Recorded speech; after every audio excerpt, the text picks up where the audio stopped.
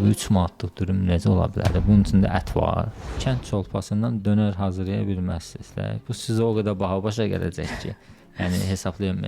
Deyək ki, bunu broilerlə hazırlayırlar, yenə həmin qiymətə gəlib çıxa bilməyəcəksiniz.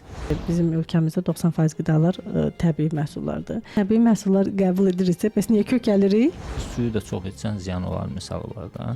Fast foodu hər gün qəbul etmək olmaz. Fast foodun üstündə belə bir söz olmalı, bu mənim şəxsi fikrimdir ki, hər gün istifadə edilməməlidir. Düzgün qidalanmaq üçün birinci növbədə səhər yeməyini yaddan çıxarmaq lazımdır. İmmuniteti qaldırmanın da ən asan yolu bizim ölkə üçün, ən asan yolu zəfərandır. Dünyanın ən bahalı ədviyyatı zəfərandır və o bizim ölkədə yetişir. Qara çay istifadə etsin, mütləq içində limon olmalıdır. Mütləq. Amma limonu axırda yeməmək şərti ilə. Yəni çaydan çıxardıb çaydan çıxardıb limonu yemək lazım deyil, ehtiyat. Ümumiyyətlə bizim ölkədə nə yetişirsə onunla qidalanmaq lazımdır.